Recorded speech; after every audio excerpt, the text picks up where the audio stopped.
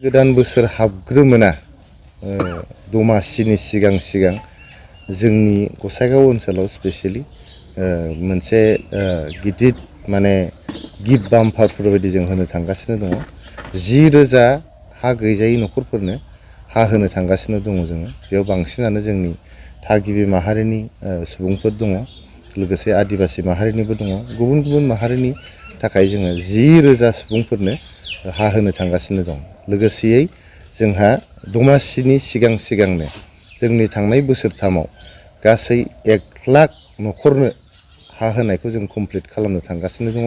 गासैहाय दासिम 86,000 न'खरफोरनो जोङो हा होखांबाय।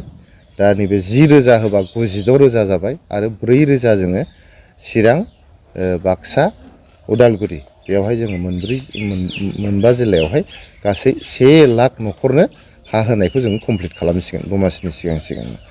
बेनि अनगायैबो गोदान बोसोराव रायजोफोरनो गोदान खौरां, मोजां मोनसे गुड निउस जोङो जानुवारिनि गेजेरावनो 6,000 गावसुंथा हान्जानो सेल्फ हेल्प ग्रुपफोरनो 75,000नि प्रथम किस्ति 25,000खौ जों होनो थांगासिनो दङ।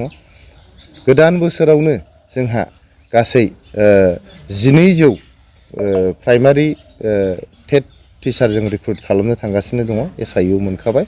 1,200 गासै जोंहा फोरोंगिरिफ्रा जायफोर टेट पास जानाय बिथांमोना साख्रि मोननो थांगासिनो दं। बिनि उनावनो आपार प्राइमारिनि थाखाय आरो SIUआ एप्रुभेल मोननो थांगासिनो दङ। थाबैनो जोङो मिजिंथियो फेब्रुवारि दाननि गेजेरावनो आरो आपार प्राइमारिनि थाखायबो फ्राय 1,500 जोंनि लाइमोनफोरा जायफोर टेट पास जादों बिथांमोना साख्रि मोननो थांगासिनो दङ। लोगोसेयै जोंनि जे सेन्ट्रेल सिलेक्शन बर्ड आगोलाव आयेन गैयामोन, बे दा आयेन जाबाय। आसाम गभर्नमेन्टआ बेखौहाय आयेन हिसाबै पास खालामबाय। BTC निफ्राय हरनानै बेखौ आसाम केबिनेटआ एप्रुभ खालामबाय। दा बियो गभर्नरनि मोनसे एसेन्ट मोननो थांगासिनो दङ। बेबो जोंना दमासिनि सिगांनो जागोन आरो बे सेन्ट्रेल सिलेक्शन बर्डआ जेब्लानाखि आयेन जानानै फैगोन, लगेनो सेन्ट्रेल सिलेक्शन बर्डखौ दानानै जे जोंहा थार्ड ग्रेड फर्थ ग्रेडनि साख्रिखौ जे होनो थांगासिनो दङ।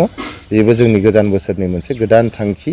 नोंथांमोना मिथिबाय दाखालि 10 डिसेम्बराव जोङो थार्ड ग्रेडनि जे इन्टारभिउ बेखौ खालामजेनबाय आरो दा सेन्ट्रेल सिलेक्शन बर्डआ आयेन जानानै फैग्रोमोनानो जों सेन्ट्रेल सिलेक्शन बर्डखौ दागोन आरो बेनि गेजेरजों थार्ड ग्रेड आरो फर्थ ग्रेडखौ जोङो माने साख्रिखौ होनो थांगासिनो दं। दा बेबायदिनो गोबां जोंहा गोदान बोसोराव गोदान मिजिं, गोदान बिथांखि आरो गोदान मोनसे सिमां लानानै रायजो राजाखौ सिबिलांनायनि, रायजो राजाखौ जौगाहोलांनायनि जोंहा UPPL हान्जाया मोनसे थांखि दङ।